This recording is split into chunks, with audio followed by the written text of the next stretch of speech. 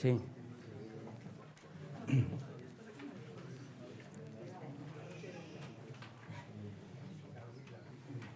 La guerra es el padre de todas las cosas. Decir no a la guerra es renegar del padre.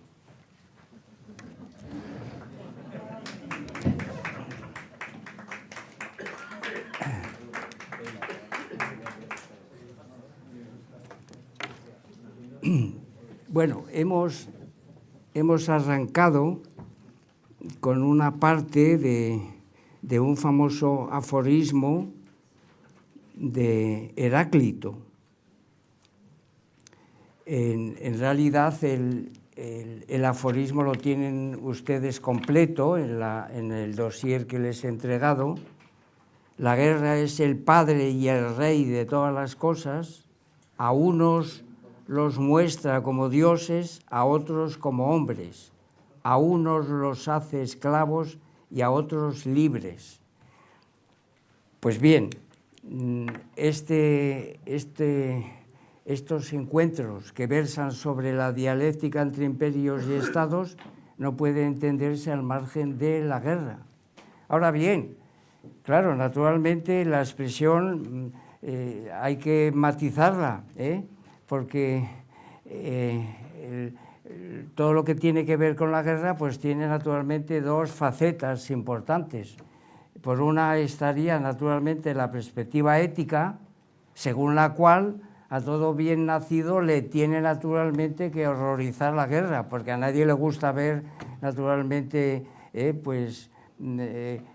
muertos y estas atrocidades. Esto desde el punto de vista ético, pero desde el punto de vista político-moral eso es otra cosa. Y sin esa institución, pues no podía entenderse en absoluto, vamos, ni una sola página de la historia de la dialéctica entre los imperios y los estados. Esto es lo primero que tendríamos que decir, ¿verdad? Entonces, hecha esta apreciación y este arranque, pues entonces, para hablar del asunto que me he propuesto yo, pues he tenido muy en cuenta, por supuesto, ese vídeo confeccionado por Sharon, donde aparecen los tres representantes de tres grandes imperios antagónicos del presente en marcha. Esto lo tenemos todos en la... Y además, en ese vídeo confeccionado por Sharon aparece una explosión atómica. Amigo, este es el punto de arranque. Lo adelanto ya, claro, como saben ustedes, estamos en un asunto conocido como guerra de Irán, donde las armas nucleares tienen mucho que ver. Y entonces por eso me parece que ese vídeo es muy acertado, muy oportuno, y pues aprovecho para felicitar a Sharon por la buena ocurrencia que tuvo al hacer ese planteamiento. Entonces, ¿a dónde quiero ir a parar? Pues que por un lado eso, el presente en marcha nos pone ante apariencias veraces donde estos tres imperios pues están chocando continuamente, ¿verdad? Están enfrentándose de una manera o de otra, indirectamente, aunque no directamente, porque si fuera directamente pues estaríamos en una tercera guerra mundial de la que aquí se ha hablado también, ¿verdad? Bueno, y entonces pues lo que hay que hacer pues es indicar, ¿verdad?, algunas coordenadas fundamentales desde la doctrina que nosotros poseemos, claro, porque es que resulta que esta temática, para abordar esta temática en nuestro sistema filosófico, pues disponemos de una gran cantidad de escritos, donde el profesor Bueno, nuestro maestro, pues digamos que ha definido perfectamente, ha determinado con absoluta precisión por los conceptos de imperio, los conceptos de Estado y el concepto de nación, y el concepto de guerra y el concepto de globalización. Sin ir más lejos, pues eso, tenemos el primer ensayo sobre las categorías de las ciencias políticas, donde acaso pues la idea de Estado está perfectamente perfilado, pero no se olviden ustedes de la vuelta a la caverna, donde pues nos habla de guerra y de globalización. El profesor Bueno con esas tablas magistrales a las que nos tiene acostumbrados, donde construye pues todo lo que realmente es relevante para estos asuntos. Y en España no es un mito, pues desarrolla los diferentes tipos de naciones. A ver si tenemos tiempo aquí y cruzamos estas tres nociones a propósito de los acontecimientos que estamos viviendo pues en el presente en marcha, ¿no? A propósito pues de la guerra de Ucrania y a propósito de la guerra de Irán, ¿no? Que son manifestaciones importantes de dos imperios antagónicos, claro. Bien, el siguiente paso, ¿verdad? No es posible ahora, por mi parte, claro, pues agotaría el tiempo y bueno, y me quedaría pues en la primera tentativa, pues decir todo lo que se puede decir sobre el imperio, sobre el Estado y sobre la nación. Sencillamente me voy a limitar a algunas tesis que son útiles para aplicarlas directamente al asunto que nos ocupa. La primera de ellas, la idea de imperio, nos dice don Gustavo con toda pues resulta que la idea de imperio es un análogo de atribución y no es un término primitivo. Análogo quiere decir pues que hay varios tipos, claro, naturalmente, de imperios, ¿verdad? No, yo les remito a España frente a Europa, que es el otro texto fundamental para entender todo esto, ¿verdad? Donde pues no es lo mismo el territorio imperial que la autoridad imperial, que la hegemonía de un país sobre otro, lo que se llama imperio diapolítico, que la noción filosófica de imperio. Bueno, esto ya está por descartado.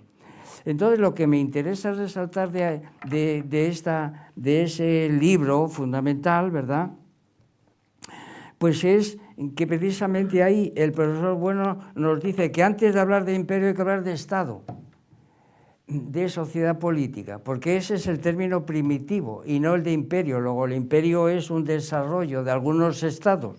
Esta es la primera apreciación que tendríamos que dejar claro, ¿verdad? Y entonces, pues, como saben ustedes, en el primer ensayo sobre las categorías de las ciencias políticas, el profesor Bueno hace un desarrollo magistral de lo que es la esencia del Estado, claro. Y entonces, pues, claro, naturalmente la raíz está en la sociedad natural humana, sin duda alguna. Pero el núcleo está en la sociedad humana nacional, en eso que él luego desarrolla magistralmente con eso que llama la inversión antropológica, es decir, que transforma el medio en el que vive desde la perspectiva de su raíz, eso que él pues había denominado sociedad natural humana, en espacio antropológico. Claro, aquí comienza el asunto. Pero la sociedad humana natural pues no es la sociedad política. Y entonces la sociedad política pues supone unas transformaciones, a partir de la inversión antropológica, pues eso, un curso, donde en un primer lugar las sociedades humanas pues se organizan en torno a unas jefaturas, a unas unarquías, ¿verdad? Pero que todavía eso no es Estado alguno, sino que en todo caso pues tiene que ver con el surgimiento de lo que el profesor Bueno llama la capa conjuntiva, ¿verdad? porque para que haya Estado, y esto es fundamental, pues entonces tenemos pues que tiene que formarse un protector de ese territorio que se lo ha apropiado ese jefe, o ese, y esto es la capa cortical. Y una vez hecho esto, pues claro, el territorio pues tiene que ser explotado por esos habitantes y eso pues constituye la capa basal. O sea que de alguna manera tenemos jefaturas, tenemos territorio a un lado y a otro de los ríos, ¿verdad? Y eso supone que hay que explotarlo, hay que... pero si no hay protección, si no hay capa cortical, pues no hay Estado. Por tanto, el cuerpo de la sociedad política pues supone precisamente la constitución. La palabra constitución no es un texto jurídico, es el término latino constitutio o el término griego sístasis, ¿verdad? Es decir, es que esto... Y además, la formación de estas sociedades políticas en dialéctica con otras, porque los grupos humanos se disputan este lado del río o aquel otro lado del río, ¿verdad? Y entonces, pues claro, ahí surge, ahí está el germen de lo que sean las guerras, claro, no cabe otra, ¿verdad? Bueno, entonces, hasta que llega un momento que tenemos pues una fase terciaria donde se producen, sobre todo ello, pues posibles alianzas entre sociedades políticas, es el caso, lo tenemos ahora, ¿verdad? Por ejemplo, en la guerra de Irán, pues las alianzas entre Estados Unidos e Israel por intereses mutuos, ¿verdad? Que no solamente por el peligro nuclear, esto para mí ha sido fundamental. A mí me parece que ahí está la verdadera explicación, aunque después también haya componentes que podamos situarlos en la capa basal de la sociedad iraní y de la sociedad israelí o en la capa conjuntiva, pero sobre todo a mí me parece que es esto, ¿verdad? Muy bien. La siguiente cuestión es sobre qué tipo de nación se constituyen los imperios, porque ahora viene la otra parte. Hay estados, ¿verdad?, que no se conforman con el territorio que tienen, sino que de alguna manera, pues si su territorio está a un lado del río, pues quieren dominar la otra parte del río. Y aquí surge la idea de imperio. Así de claro, ¿verdad? Y lo que digo con el río, pues lo digo con el mar, a un lado y a otro del Atlántico, a un lado y a otro del Mediterráneo, y ahí tendremos naturalmente la explicación del Imperio Romano, del Imperio Español, etc. Y claro, pues la idea de nación, conectada con la idea de imperio, pues podríamos decir, ¿sobre qué nación se tiene que construir necesariamente los imperios? Si tomamos el punto de referencia del presente en marcha, claro, evidentemente los imperios actuales que están pues en dialéctica constante, pues resulta que tienen una nación política, se fundan sobre una nación política. Pero entonces, si hacemos un estudio retrospectivo de lo que es pues el imperio portugués, o el imperio inglés, o el imperio español, o el imperio británico, pues resulta que no existían todavía las naciones políticas, porque estas surgen a partir de la Revolución Francesa, ¿verdad? Por una disputa sobre la soberanía, el rey, el pueblo, estos asuntos que plantea con tanta brillantez el profesor Bueno, ¿verdad? Sin embargo, hay grandes imperios sustentados sobre las naciones históricas. Es el caso español, así de claro, ¿verdad? Y entonces, pues una nación histórica que se cimenta, en el caso español, sobre la soldadura de reinos independientes. Este es el caso español, que lo he dicho yo no hace mucho, cuya soldadura entre los reinos, aquí se ha tratado hace un momento, Eduardo lo ha tratado, a mi juicio adecuadamente, pues precisamente son las guerras las que a veces hacen saltar esas costuras, y entonces pues tenemos el hecho pues de las querellas, ¿verdad? Pues tenemos el hecho pues de que en el caso español, en el caso del Imperio Español, pues la operación tan potente llevada a cabo por los reyes católicos, no nos olvidemos que aquí la idea de imperio pues también es algo esta idea potente de lo que es la ley de oro que desarrolla don Gustavo, pues es clarísima en caso de los reinos españoles, ¿verdad? Porque muerta la reina católica, pues resulta que la unidad de los reinos no se había culminado todavía.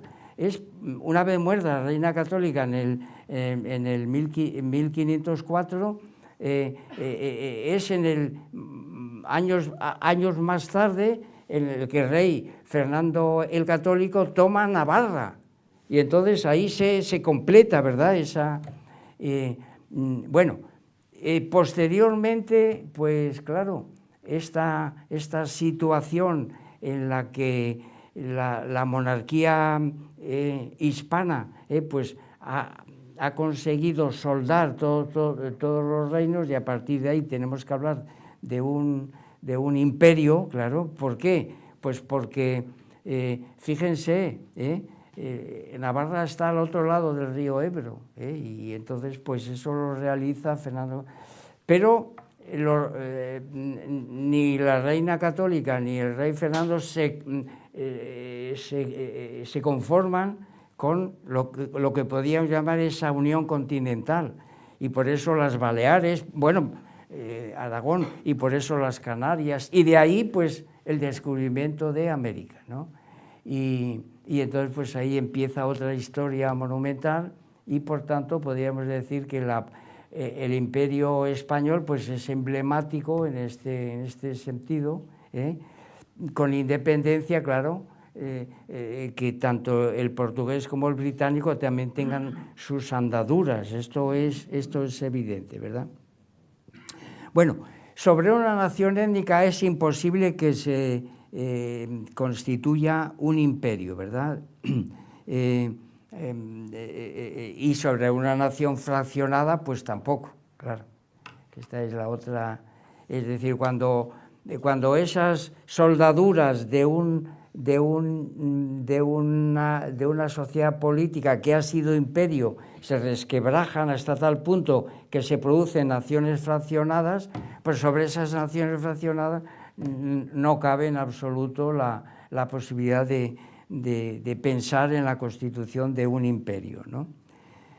Bueno, entonces, aplicándolo a nuestro caso, pues, ¿qué tendremos que decir de los tres protagonistas? Empezando por China. Ha sido mencionada aquí, Iván Álvarez lo ha hecho, a mi juicio con mucho acierto, ¿verdad?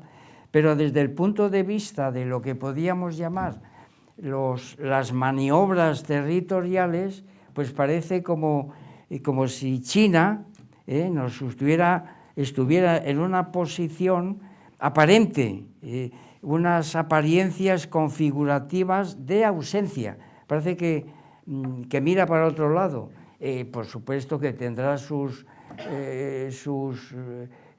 conexiones con todo este mundo, estará al tanto de todo lo que está pasando, pero en principio parece que no se decanta por ninguna de las posiciones, y por eso parece como que su posición pues fuera ausente, esto que el profesor Bueno llama el imperio del centro, Y entonces, pues como resulta que una cosa son las reflexiones filosóficas, otra cosa son los tratados, y otra cosa es pues la prensa que nos da cuenta de apariencias veraces, pues yo en el dossier les he proporcionado unas fotocopias donde vemos a la figura de Xi Jinping, ¿verdad?, que asiste a una reunión bilateral con el ministro de Egipto. Y entonces, pues nada, leemos. ¿Y qué es lo que puedo decir yo detrás de estas apariencias configurativas de ausencia? Pues que en cierta medida él está conspirando. En este caso, pues bueno, está haciendo... Y a la vez lanza amenazas, China, indirectamente, a través de su Ministerio de Exteriores. Y entonces, pues, el texto, ¿no? Pekín se prepara esta semana para proyectar su poder con una doble exhibición de diplomacia y músculo militar. Pero claro, eso es aparente, porque sus ejércitos no los vemos, ¿verdad? Y sin embargo, pues los de los otros imperios, pues sí. Desde hoy, la ciudad costera de Tianjin será el escenario de la cumbre de Organización de Cooperación de Shanghái, un foro donde potencias contrarias al dominio occidental tejen alianzas para diseñar el statu quo. Días después, un colosal desfile militar en la capital marcará el 80 aniversario del fin de la Segunda Guerra Mundial. Amigo, aquí de nuevo el término guerra, a ver si nos da tiempo a llegar cuál es la situación de los imperios, sobre todo en las dos grandes guerras, en la Primera Guerra y en la Segunda Guerra. No sé, igual no podemos llegar hasta allí. Una demostración de fuerza que reverberará en un mundo facturado de guerras híbridas, diríamos nosotros, mixtas. En el libro del que vamos a hablar dentro de nada, a propósito de la globalización, que tienen ustedes una tabla, una construcción de estas geniales del profesor Bueno sobre los 16 modelos de globalización, de los 4, solo 8 son cumplidos, ¿verdad? Nos ocuparemos dentro de muy poco.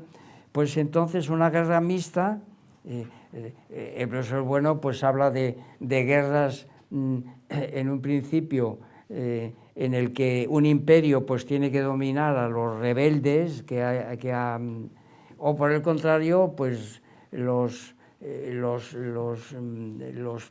grupos anexionados o que no quieren integrarse en un imperio, pues atacan, bueno, claro, y hacen pues eso, como la invasión de los bárbaros con respecto al Imperio Romano, ¿verdad?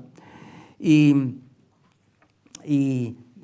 entonces pues hay una guerra sensu stricto, que sería la guerra entre estados, y además pues ampliada por la guerra de estados, que a la vez son imperios, porque no se han conformado con sus fronteras y están constantemente haciendo anexiones, ¿verdad? Y entonces está la guerra civil, sin duda alguna, pues tanto en Ucrania como en Irán, pues hay guerras civiles latentes, ¿verdad? Esto es claro, vamos. Y luego finalmente pues hay un tipo de guerra mixta donde hay pues todos estos géneros de alguna manera, ¿no? Yo recuerdo que cuando me ocupé de la guerra de Ucrania mostré cómo pues Ucrania es una guerra mixta, porque hay todos los tipos porque Ucrania pues perteneció al Imperio Soviético, porque Putin quiere restablecer aquel Imperio Soviético, que procede a su vez del Imperio de los zares, lo vamos a ver ahora, Es decir, que la Unión Soviética lo que hizo fue aprovecharse pues de todas las conquistas hechas pues por por Alejo I, por Catalina II, etcétera, ¿verdad? Pero cometió el grave error de creer que como el Estado era una superestructura, pues había que mantener en la Constitución la idea de autodeterminación, cosa que sirvió para que Ucrania se acogiera a ella, claro. Y de esos polvos estos lodos. Precisamente vamos a leer dentro, si me da tiempo, ese famoso discurso de Putin del año 22, donde se lamenta amargamente contra estas operaciones de Lenin. Claro, hace una crítica furibunda a Lenin por considerar que lo más avanzado para la Unión de Repúblicas Socialistas pues era precisamente que cada república pudiera decidir por sí misma, claro. Y entonces pues eso fue fatal, para esto lo ve Putin con mucha claridad. Bueno, fíjense que la fotocopia siguiente también seguimos hablando aquí se ha hablado de Groenlandia, no vamos a insistir, pero el nuevo campo de batalla entre Washington, Pekín y Moscú, es decir, de nuevo los tres grandes imperios antagónicos, enfrentados en un territorio que tiene que ver naturalmente con sus capas basales, con sus capas corticales, y cómo no decirlo, porque como hay enfrentamientos conjuntivos, pues también, ¿no? Y entonces, pues esto, para China, lo de Groenlandia, pues viene a ser una ruta de seda polar, China se define como estado cercano al Ártico. China considera el Ártico como un bien común global y del cual pues ella tiene que sacar pues grandes ventajas, y muestra sus planes. Entonces con estas dos fotocopias que les he mostrado yo, sacadas de la prensa de estos días, claro que hay que tener en cuenta también, ¿por qué? Pues porque la prensa nos facilita apariencias veraces, otras veces falaces. Claro, solamente se puede distinguir lo falaz y lo veraz si uno, pues a su vez, coteja todo eso con tratados sobre la guerra, tratados de economía, etcétera, etcétera, ¿no? Bueno, entonces dice, hay una referencia a Mao Zedong, añadió que deben respetarse plenamente los derechos y libertades de los países para llevar a cabo actividades en el Ártico y de conformidad con la ley. Nos oponemos a que Estados Unidos utilice a China o a Rusia como pretexto para perseguir intereses egoístas. Bueno, tenemos aquí otra vez los tres imperios desde la perspectiva china. O sea que China no muestra sus ejércitos, pero de alguna manera muestra sus planes en relación a acontecimientos en los que pues tanto Rusia como Estados Unidos pues están actuando, claro, así de claro. Bueno, el siguiente asunto, vamos a ir más rápido acaso, pues tiene que ver, si hemos hablado hemos hecho unos apuntes relacionados a las maniobras chinas, teniendo en cuenta pues que realmente pues China es un imperio realmente existente y que está en liza con los otros dos, ¿verdad? Pues ahora vamos a hablar un poco de los otros, ¿verdad? De Rusia y de los Estados Unidos, en relación a lo que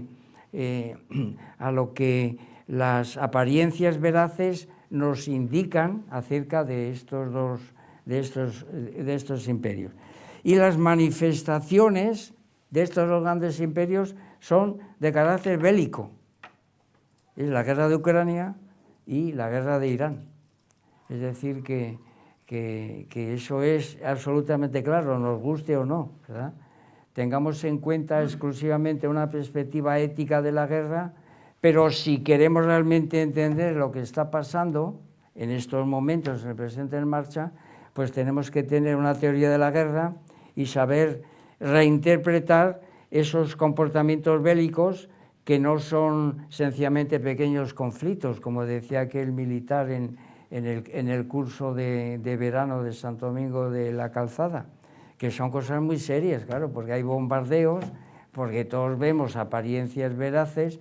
Claro que hay, por supuesto, posibilidad de manipulación, ¿eh? Esto yo no digo que no, y de hecho pues habrá imágenes que nos hayan brindado imágenes por buenas cuando son pues amañadas, no digo que no. Esto pues hace poco desde esta misma mesa pues me parece que fue Joaquín Robles quien nos habló de esto y demostró cómo evidentemente con la inteligencia artificial se pueden hacer operaciones fraudulentas, vamos, en una palabra. Bueno, pero yo entonces me he ido en vez de a esas imágenes que pueden, pues a ciertos textos, a ciertas afirmaciones y en este caso del periódico El País de agosto del 25, pues destaco pues una afirmación importante, una fuente que dice lo siguiente: una fuente próxima al Ministerio de Defensa ruso sostiene que el conflicto va más allá de las fronteras de Ucrania. Es decir, que por un lado Putin de alguna manera se resiente de esa mala gestión realizada por la Unión Soviética, ¿verdad? Y de alguna manera trataría de volver a recuperar pues un territorio que considera que siempre perteneció a Rusia, al antiguo imperio ruso, ¿no? Desde Catalina II, porque precisamente esta zona fue incorporada por Catalina II. Y dice así: Putin está librando esta guerra fundamentalmente para revertir los resultados de la Guerra Fría, para devolver a Rusia su reconocimiento como gran potencia en el sentido clásico, con su propia esfera de influencia y el derecho a imponer condiciones a sus vecinos. Y puntualiza: su programa de máximos es absorber Ucrania y restaurar las fronteras de la URSS. Esto efectivamente yo lo comparto plenamente. Esa es la pretensión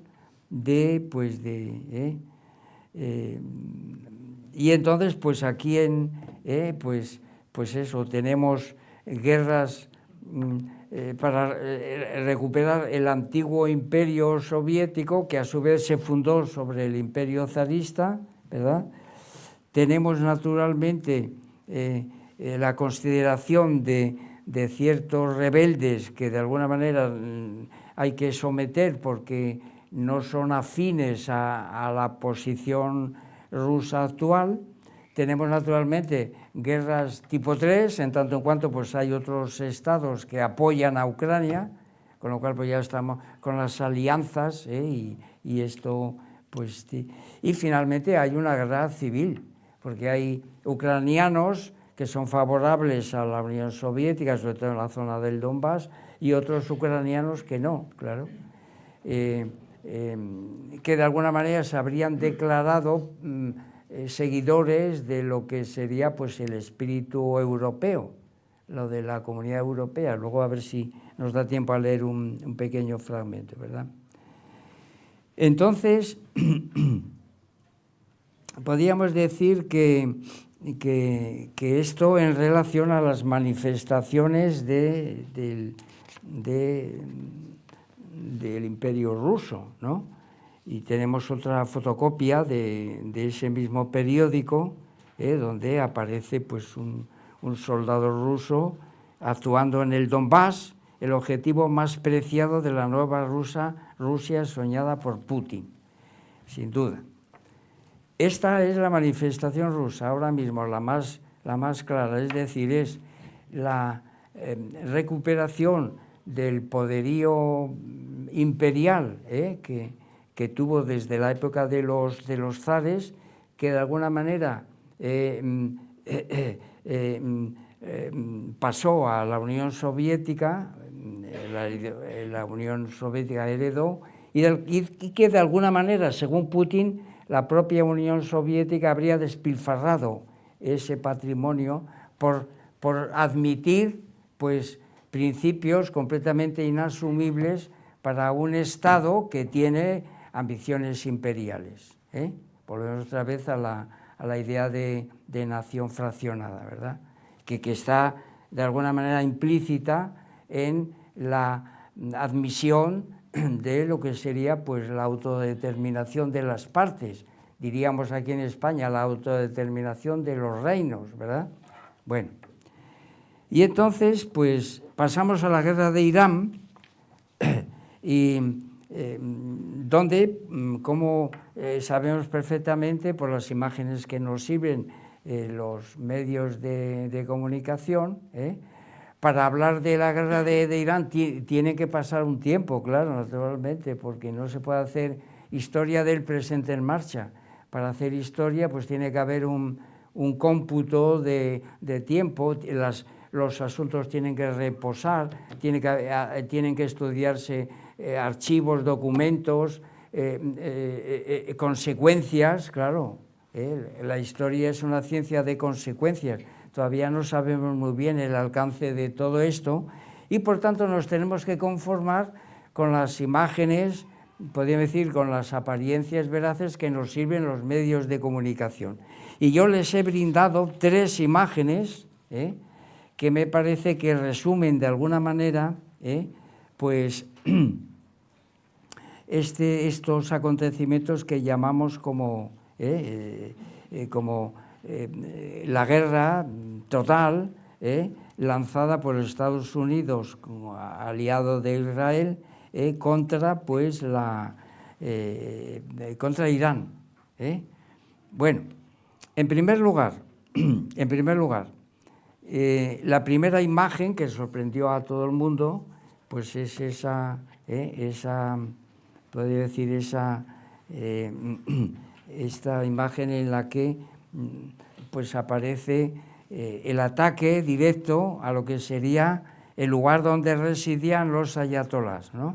Es decir, es un ataque a lo que podríamos llamar la capa conjuntiva, pero no la aniquiló. ¿Por qué? Pues porque Irán no es un estado débil y porque aquí hay que decir algo muy, muy importante desde el punto de vista histórico, y porque Irán se asienta sobre otro gran imperio de la antigüedad, que es el imperio persa. Todos ustedes supongo que recordarán, por lo que han estudiado de historia antigua, pues naturalmente a Ciro II, a Cambises, a Darío I, a Darío III, a Alejandro Magno. Es decir, lo que está teniendo lugar en este momento pues es una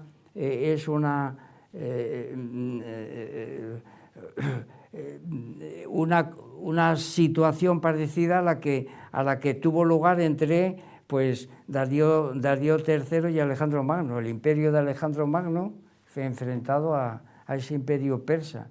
Luego entonces, digamos que eso que es su crónico, que naturalmente no puede, sin embargo, pesa naturalmente en la actual sociedad política iraní. Yo estoy convencido completamente de ello, ¿verdad? Bueno, y por tanto aquí vemos cómo lo que hace los Estados Unidos pues es ir directamente a atentar contra lo que serían las estancias donde están el poder ejecutivo, la capa conjuntiva con todo su... Bueno, sin embargo, esto no quiere decir que haya desaparecido totalmente el asunto, ¿verdad? ¿Por qué? Pues por esto que estoy diciendo, porque Irán tiene de alguna manera recursos, resortes, y que le viene de muy atrás. Y entonces habría que hacer una historia del Irán contemporáneo a partir del Imperio Persa y lo que serían las ruinas del Imperio Persa, etc. La siguiente imagen pues tiene que ver con otro, otro objetivo de la guerra de Irán, que es de alguna manera acabar con la capa basal.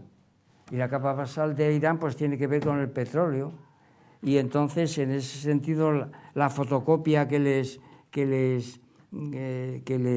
brindo, sacada en este caso del ABC, pues dice: Estados Unidos lanza un pulso energético a Irán y pide ayuda para proteger a Hormuz. Es decir, que realmente, desde un punto de vista basal, Irán se da cuenta que si cierra ese estrecho, pues no hay comunicación de petróleo, pero los Estados Unidos se han adelantado y entonces el Pentágono bombardea la isla de Yark, y entonces por donde sale el 90% del petróleo iraní, mientras Trump reclama tropas a otros países. Bueno, ¿qué es lo que pasa? Pues que Irán no está acabado, que Irán tiene armamento, tiene pues naturalmente una economía basada en el petróleo, tiene recursos de todo tipo, y entonces pues contraataca, y entonces la imagen que ven ustedes ahí pues es un contraataque iraní a depósitos de petróleo israelíes, claro. Irán atacó los depósitos de petróleo de Fujairah, en represalia por los bombardeos de la isla de Yark. Entonces, Trump hizo mundialmente famosa a Yark, una pequeña isla situada a unos 30 kilómetros de la costa iraní, que es la terminal desde la que sale el 90% de las explotaciones petroleras de la República Islámica. Pese al ataque, Irán pudo seguir explotando petróleo. O sea que resulta que no es, esta guerra no se ha acabado desde un punto de vista basal, ¿verdad? Y tampoco desde un punto de vista cortical. Pero sin embargo, la tesis que yo mantengo aquí es que lo fundamental no estaría ni tanto en lo que podríamos llamar la lucha contra los ayatolás y contra el fundamentalismo religioso, que también hay que decirlo, pues aquí la religión, pues como saben ustedes, sería naturalmente islamismo contra protestantismo, claro, pero también judaísmo, porque Israel está por medio. Luego entonces aquí las llamadas tres religiones del libro pues están actuando. Pero no podemos reducir este conflicto, así como no cabe una reducción economicista, todo es petróleo, pues tampoco todo es religión.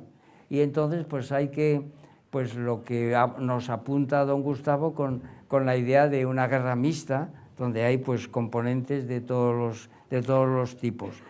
Bueno, y entonces el asunto fundamental tiene que ver, a mi juicio, con la capa cortical. En tanto en cuanto la capa cortical, tanto de Irán como de Israel, pues no es independiente del armamento nuclear. Esto es así de claro, y a mi juicio ahí estaría la verdadera razón, que no causa, la verdadera razón por la cual tanto Estados Unidos, a petición de Israel, pues se inicia esta contienda precisamente por lo que podríamos llamar, ¿verdad? Pues el temor a la posibilidad de que los procesos de enriquecimiento de uranio por parte de Irán pues acabaran en la construcción de una bomba atómica, porque Irán como plan y proyecto, pues tiene la aniquilación de Israel. Claro, Israel es un aliado de Estados Unidos y los israelíes pues están realmente alarmados, porque esto se puede... Y de hecho, antes de que se produjera esta guerra del presente, 8 meses atrás, Estados Unidos pues ya hizo lo que se conoce como la guerra de los 12 días, que fue precisamente bombardear zonas donde se estaba operando con uranio. Luego de ahí me viene a mí es decir, que en los planes y programas del imperio estadounidense pues está el desmantelar la posibilidad del armamento nuclear de un Estado, una sociedad política que está amenazando directamente a un aliado suyo de primer orden que es Israel. Y entonces, pues claro.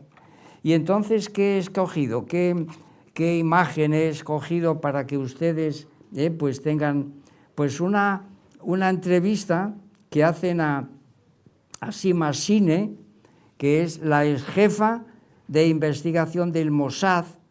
Le hacen unas cuantas preguntas y esta mujer, pues a la pregunta, ¿estaba Irán cerca de obtener la bomba atómica? Esta mujer dice lo siguiente: no creo que Irán estuviera tan cerca de lograrla. En la guerra de los 12 días, Israel y Estados Unidos atacaron su programa nuclear, pero el régimen no ha regresado a esos puntos, así que no ha habido enriquecimiento de uranio. Esto, en principio, nos lo dice una mujer que sabe un poco de qué, porque perteneció al Mossad, ¿no? Y un poco más adelante, se hallaba distribuido entre Fordow, se está refiriendo naturalmente pues al uranio enriquecido en varios lugares de Irán, ¿no? Sin estar sujeto a la inspección del Organismo Internacional de la Energía Atómica. Claro, o sea que Irán se zafa de ese control de este organismo y pues va haciendo lo que buenamente se le antoja, ¿verdad?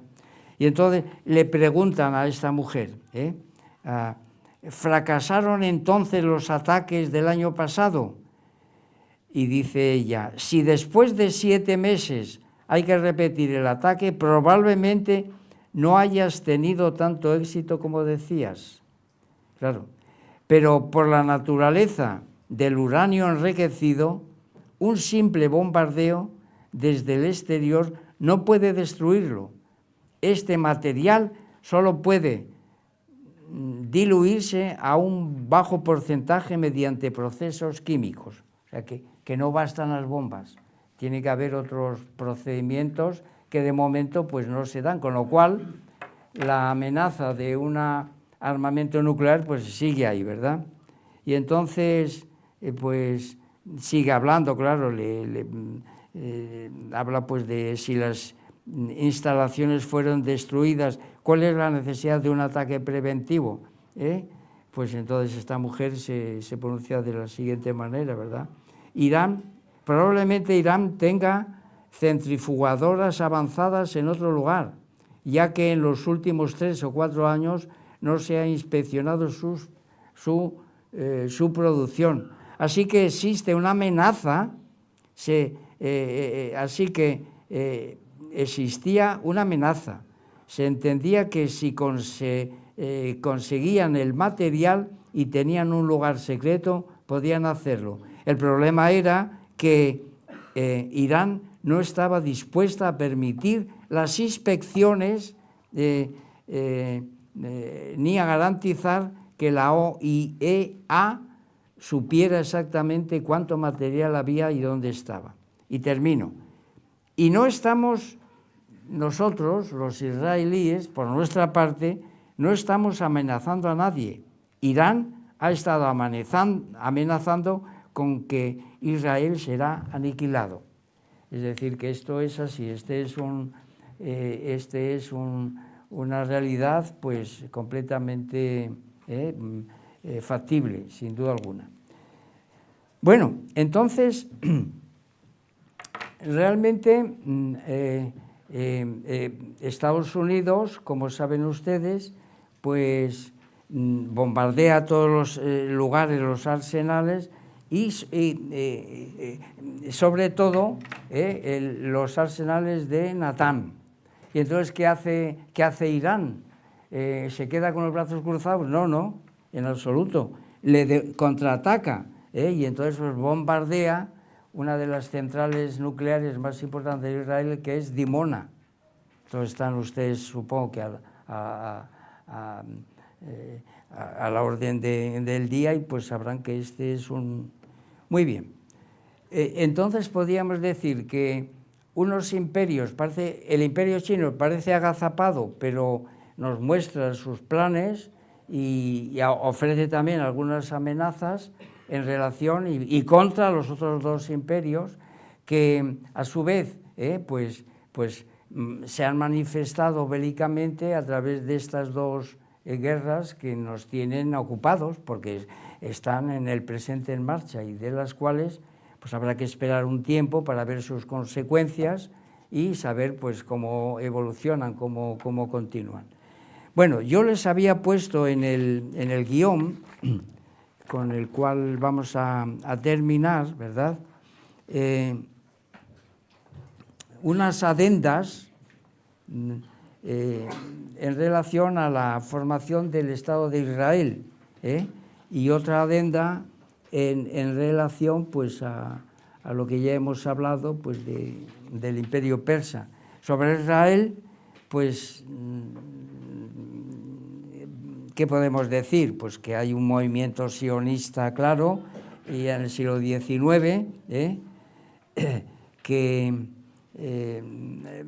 en 1947 la ONU pues establece unos repartos entre israelíes y palestinos, que en 1948, cuando termina el fin del mandato británico sobre Palestina, pues se proclama el Estado de Israel, en 1948, pero que eso desata una guerra árabe-israelí en torno a Gaza. Entonces tenemos personajes importantes como Ben Gurión, tenemos los acontecimientos del Sinaí, tenemos los acontecimientos de la famosa guerra de los 7 días, tenemos después el hecho de que pues Israel incorpora Gaza y el Sinaí respecto a Egipto, Cisjordania,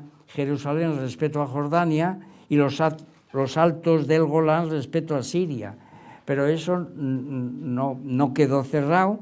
Entonces tenemos pues las situaciones, seguro que todos ustedes pues recordarán figuras tan relevantes como Golda Meir, como Isaac Rabin, como pues las resoluciones pro-Palestina de 1976 que Israel no acepta, y luego pues el hecho de que pues por eso Israel refuerza sus posiciones en el Líbano. Entonces aparecen figuras como Simón Peres, Begin, del partido Likud, después están los acontecimientos de Camp Davis, bueno, la aparición de la intifada, la guerra de Irak, en la que no nos podemos meter, pues también enturbia y hace más grave todavía esta situación. La aparición de grupos como Hamas y como Hezbollah, donde Irán tiene mucho que ver, claro, y después el enfrentamiento entre esos movimientos terroristas y los colonos israelíes, que tampoco se quedan mancos, claro, que también ellos pues tienen sus... Y finalmente, el remate final, pues está esto que he contado acerca de lo que podríamos llamar el enfrentamiento por el armamento nuclear, ¿no? La central de Dimona y la central de Natam. Y con respecto a la otra, con respecto pues al otro asunto, pues ya lo hemos indicado, no puedo extenderme más. Quería decir alguna cosa más sobre el imperio persa, pero lo dejamos ahí. Sencillamente recordarles a ustedes que lo que estamos viviendo ahora mismo entre Estados Unidos e Irán, pues podía recordar, pues eso, el enfrentamiento entre Darío III y Alejandro Magno, ¿verdad? Así como... bueno, y una vez dicho esto, y habiendo recorrido pues me había propuesto yo pues hacer una dinámica y síntesis de las morfologías imperiales de Rusia y Estados Unidos, en función, y aquí está el texto de don Gustavo, de otros grandes imperios universales ya derrumbados, pero cuyos escombros siguen flotando en el océano antropológico como acúmulos de humus sobre los cuales crecen los imperios presentes, que en su día también se derrumbarán. Esto lo he sacado de España frente a Europa, la página 439. Y entonces, ¿qué me propongo yo aquí? Pues aquí, pues hacer un poco de justicia a la lección de Marcelino y sacar a relucir los mapas de Vicens Vives, que naturalmente son con los que yo me he formado, con los que yo he estudiado. Y empezamos por un mapa que supone, pues vamos a ir, sí, primero vamos a empezar por la página 14 de este dossier, la página 14 de este dossier, que precisamente en el cual Vicens Vives nos ofrece la formación del Imperio Ruso, a partir precisamente de los grandes zares que hacen esta...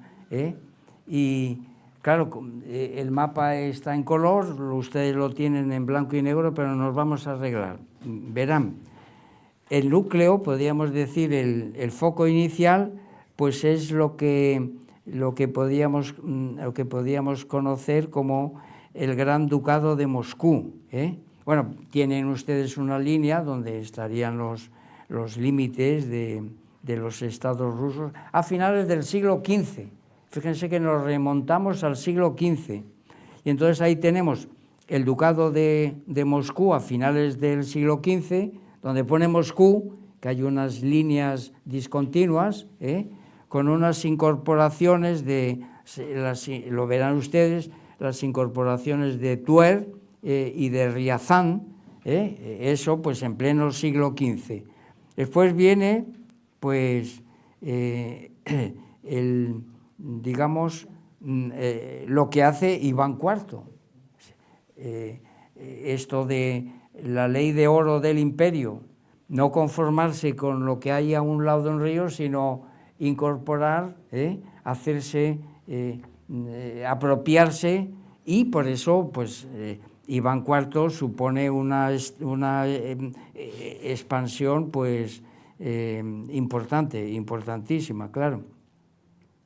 En cuanto a Alejo I, lo que incorpora Alejo I es esta parte de aquí, que claro, se ve oscura, que no es tan importante como lo que hizo Iván IV, ¿no? Pero él también pues añadió ese espacio, ¿verdad? Después tenemos las conquistas de Pedro I, ¿verdad? Que son fundamentalmente Estonia y Livonia. Está oscuro, no se ve.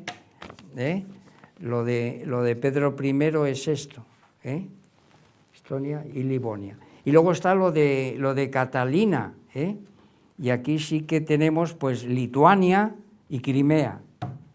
Y entonces pues, ahí ya está metido el asunto de Ucrania, y el por qué Putin pues está intentando reivindicar en el fondo ese imperio ruso que se formó a partir del siglo XV. Esto en cuanto a Rusia, ¿verdad? Bueno, y para que vean ustedes, precisamente como no me va a dar tiempo después a hacer la lectura completa de los textos, pues entonces ya les adelanto un pequeño fragmento de ese discurso de Putin, donde recrimina pues a la Unión Soviética el no haber sabido mantener el poderío que heredaron de los zares. Esta es la tesis fundamental, por incorporar en la Constitución el derecho de autodeterminación. Esto es así de sencillo.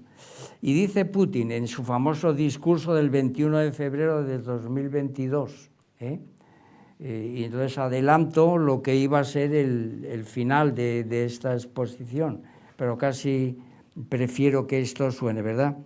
La Ucrania moderna, para que entendamos la guerra de Ucrania, fue creada completamente por Rusia, o por ser más precisos, por la Rusia comunista bolchevique. Este proceso comenzó prácticamente al acabar la revolución en 1917. Lenin y sus socios actuaron de manera extremadamente dura para Rusia, al separar y cercenar la tierra histórica rusa. Nadie preguntó a los millones de personas que vivían allí qué pensaban. Después, tanto antes como después de la Gran Guerra Patria, Segunda Guerra Mundial, Stalin incorporó a la URSS y transfirió a Ucrania algunos territorios que anteriormente pertenecían a Polonia, Rumanía y Hungría.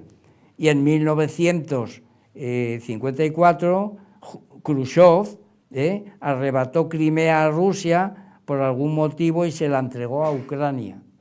O sea que de alguna manera Putin nos está diciendo aquí, digamos que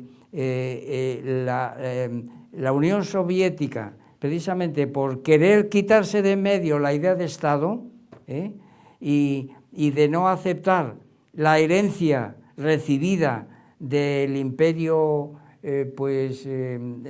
zarista, por esos tremendos prejuicios, pues de alguna manera eso cometió puso las bases para lo que está pasando ahora, y de ahí la guerra de Ucrania. Sigue este hombre, Putin. Los bolcheviques se propusieron crear un nuevo Estado. Tenían serios desencuentros sobre esto. Stalin propuso crear el país bajo los principios de la autonomía, lo que sería otorgar a las repúblicas y futuras entidades territoriales y administrativas amplios poderes tras unirse en un Estado unificado. Lenin criticó este plan y propuso hacer concesiones a los nacionalistas, que él entonces llamaba independientes. Las ideas de Lenin, de lo que en esencia equivalía a una confederación y el derecho de las naciones a la autodeterminación, lo dice Putin clarísimamente, y a la secesión, se establecieron en la base del Estado soviético. Entonces, ¿por qué era necesario apaciguar a los nacionalistas? Esto se lo plantea Putin, ¿verdad? ¿Por qué tenemos que hacer concesiones a los nacionalistas que piden todo esto? Y entonces aquí Putin, como ven ustedes, pues se hace defensor de lo que podríamos llamar el pasado imperial ruso. Esto hay que recuperarlo, porque la Unión Soviética es una lacra en este terreno, en este punto, ¿verdad? Y esta es la cuestión. Bueno, con respecto a los Estados Unidos, entonces este mapa es de Vices Vives, y con respecto a los Estados Unidos, pues el primero de los mapas que les ofrezco ya a ustedes, pues claro, naturalmente tiene que ver con las 13 colonias. Es decir, la formación del territorio de los Estados Unidos en varias etapas. La primera de ellas, pues eso, tiene que ver, claro, como está en blanco y negro, pues podríamos decir que una primera parte pues tiene que ver con el este, las 13 colonias, vamos, en una palabra, ¿verdad?, que está aquí, ¿verdad? Hay, este sería el primer momento, ¿verdad? Un segundo momento que tiene que ver con los territorios adquiridos a Francia, bueno, las 13 colonias, bueno, Nueva York, Pensilvania, Virginia, Georgia, Carolina, etcétera, ¿no? Los territorios adquiridos a Francia, pues Illinois, Indiana, Wisconsin, Alabama, Kentucky, etcétera, ¿no? Estos estados, ¿verdad?, que se federan precisamente de forma, pues, agregacionista, claro. Por eso un federalismo desgregacionista pues no tiene sentido. El federalismo es, supongo, eso, la agregación mientras que esas propuestas federales de los secesionistas pues son ridículas, claro, eso no tiene sentido. Finalmente tenemos para que sigan ustedes tenemos, bueno, la Florida, claro, la Florida aquí abajo en 1812. Esto es un asunto que nos interesa a nosotros mucho, claro. Y luego ya finalmente, y a partir de ahí, pues a partir de Jefferson, cuando abre las fronteras y dice que hay que ocupar el Far West, aunque sea pues de forma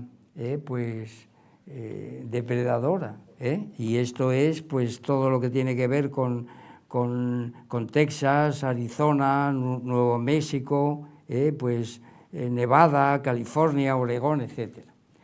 Esto naturalmente es lo que podríamos llamar el hecho de que los Estados Unidos se constituyen sobre las ruinas del Imperio Británico, claro, así de claro, esto hay que verlo así, ¿verdad?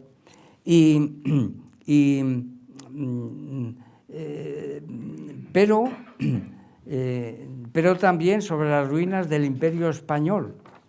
Y entonces no he podido por menos de que ponerles a ustedes la guerra de Cuba, la guerra de Cuba, donde pues supone el fin del imperio y la hegemonía española y la subida pues del imperio americano.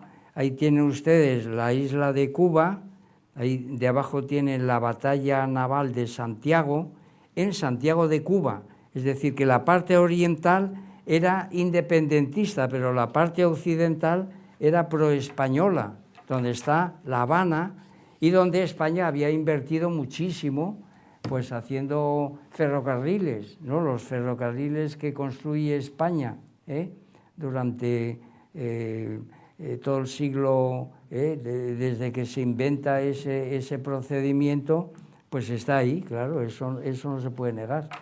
Y entonces, pues sobre esas ruinas, pues tenemos como es lógico, pues eso, la eclosión del Imperio americano. Bueno, esto no quiere decir en absoluto... Me queda poco. Bueno, pues entonces un par de ellos o tres para cerrar. Bien. Entonces, lo que quiero decir es que también entre estos imperios que hemos mencionado aquí, el imperio español y el imperio británico, pues siguió habiendo durante el siglo XVIII rifirrafes importantes. Y yo pues no sé, de uno de los últimos libros que he leído, de Pablo Victoria, pues esta imagen donde pues aparecen las maniobras de Blas de Lezo, precisamente para repeler las intenciones británicas de hacerse con Cartagena de Indias, ¿no? Es un libro donde esto está perfectamente relatado y yo nada, modestamente les pongo tan solo una fotocopia y les remito a ese libro, no se conformen, y que es un libro de los que hay que leer sencillamente por varias razones, ¿verdad? Bueno, pero también hay que decir, claro, que el Imperio Español no solo se enfrentó al Imperio Británico, sino también al Imperio Portugués. Esto es así de claro. Frediano nos ha hablado de Tordesillas, pero ¿acaso haya que recordar el Tratado de Alcacobas, previo? ¿Por qué? Pues porque Juan II de Portugal, cuando se hace el descubrimiento de América, como resulta que ese se lo quiere adjudicar, porque dice que está al sur del paralelo que les correspondía a ellos, por el Tratado de Alcacobas, ¿verdad? Y entonces eso se resuelve. Tiene que haber otro tratado, que es el Tratado de Tordesillas, donde las cosas pues ya es un reparto mucho más equitativo. Pero que sepan ustedes que por la mente de Juan II pues estaba que Portugal tenía totalmente derecho legítimo, precisamente por la geografía, por el paralelo, a lo descubierto por Colón. Claro, esto fíjense ustedes que plantea unos problemas de... Bueno, sencillamente, y con ello pues lo que quería yo era ver la situación de los tres grandes imperios en la Primera Guerra Mundial y en la Segunda. Esto queda apuntado con los mapas y para otro día que... Y finalmente, habíamos dicho ya lo hemos resuelto, ¿verdad?, que la doctrina Monroe, que el otro discurso que quería leer, que es lo de Trump, a propósito pues de lo que podríamos llamar esa doctrina, si lo vamos a decir rápidamente, sí, sobre lo que podríamos llamar pues la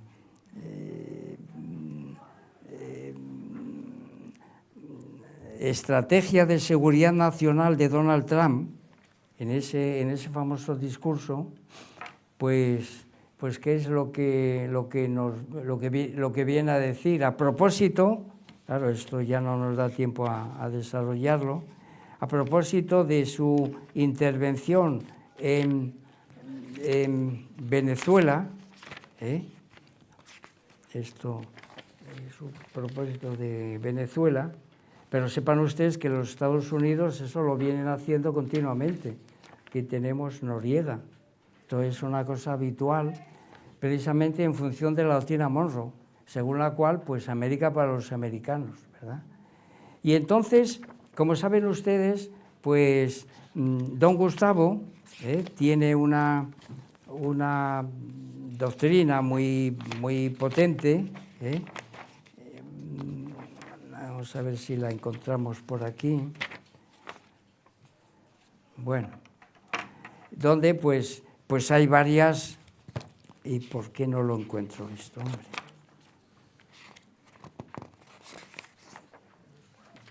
Bueno, en este famoso discurso de Donald Trump, pues hace un panegírico de William McKinley, y que, como saben ustedes, pues es lo que tiene que ver con la guerra de Cuba y con otro presidente que es Theodore Roosevelt, que hacen, pues, que es lo que dije antes sobre el asunto, ¿verdad? Entonces hay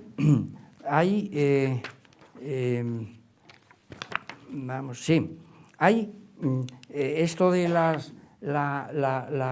doctrina Monroe. La doctrina Monroe pertenece, podríamos decir, pues, o lo que podríamos llamar, es la cuarta de las alternativas que ofrece don Gustavo, que es lo que él llama la alternativa panamericanista, América para los americanos. Pero frente a esa alternativa, pues hay otras 5 alternativas más.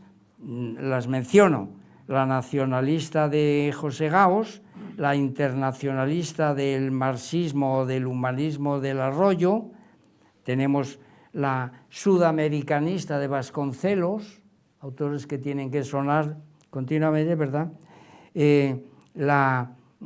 Después estaría la doctrina Monroe, la doctrina de Ortega y Gasset con el occidentalismo, y finalmente la doctrina hispanista, que es la que defendemos nosotros, claro está, que según la cual pues no hay que renunciar a esa posición que tuvo España, privilegiada o hegemónica, y que naturalmente nuestro imperio ha naufragado, como hemos leído hace un momento, pero queda algo, ¿cómo no va a quedar?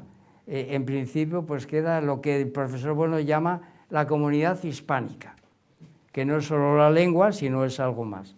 Y desde nuestro punto de vista, en esta dialéctica de imperios y de estados, pues nada, es reivindicarlo y en todo caso decir que lo de España, y ya con ello terminamos, ¿verdad?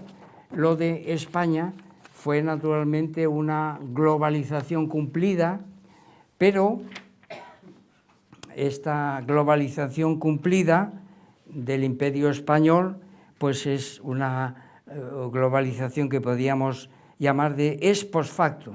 ¿Por qué? Porque el Imperio Español no está operativo de la misma manera que lo estuvo en el siglo XVI, XVII, incluso XVIII, porque Blas de Lezo es del siglo XVIII y aún todavía Felipe V tenía armamento suficiente para que nosotros derrotáramos las tentativas británicas, ¿verdad?